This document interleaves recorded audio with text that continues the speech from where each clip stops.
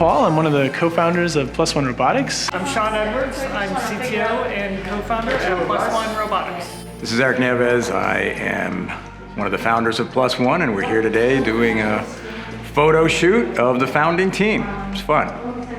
For you, if you could be any robot, who would you be and why? I don't know if I would be any robot, but there's a couple of robots that, have always stood out to me. And one of them was Speedy.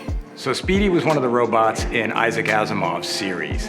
And you remember the 3 rules of robotics came from Isaac Asimov, and all of the plots were about the interplay between those laws and the unintended consequences that, result. And Speedy was this robot that got stuck running around in circles because he was trying to follow both laws at the same time, and he was, kind of trapped. And in the end, I always took away from that, robots do exactly what they're told to do. And, throughout my career, whenever a robot has behaved badly, I always say, it's because it's doing exactly what we told it to do. We gotta go figure out what it was we said that we didn't mean to say. What does leadership mean to you in a startup, and what's your experience with that? Yeah, so the trick in a startup, and being a leader in a startup, is you're going after a problem that's really hard. You're going after a problem where there's lots of detractors. And so you can't solve this problem yourself. You need a team, and you need to lead that team.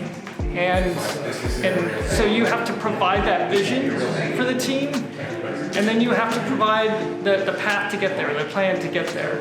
Recognize when that happens, and you have to build your team back up.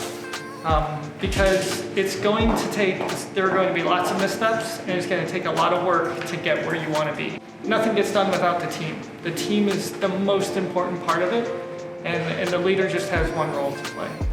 So, to me, a leader is someone who is able to see a problem that is bigger than they can tackle on their own, and they're able to use their influence to bring together a team of people with the right talents at the right time to tackle that challenge. Leadership in startups means hang on. Leadership, a lot of it is just contingency planning. You gotta be able to look out far enough ahead, look around the corner at what might be the result of this next thing that happens, and building plans to take advantage of it, mitigate it, address it in some way, and then rallying the team around what's in front of us. Okay, last question is, what does the future of robotics look like in San Antonio? It's good. I think the future for robotics is really bright for San Antonio, specifically for robotics in industrial settings like the warehouse or in order fulfillment.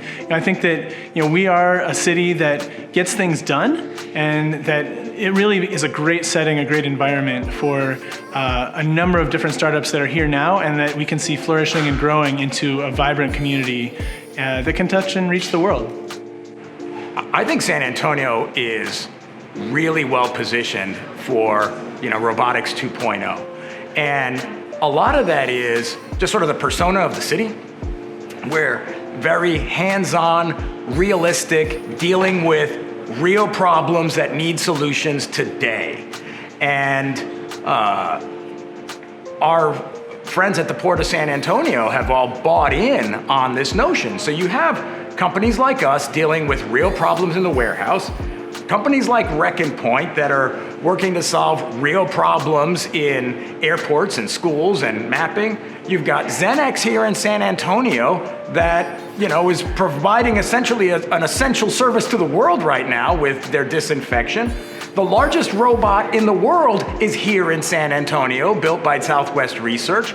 These are all real problems the world is dealing with right now that San Antonio has decided to tackle. And I think that is our sweet spot, and you will see more and more of it. And San Antonio will continue to draw talent that's interested in applying robot technology to problems that we need solving right now.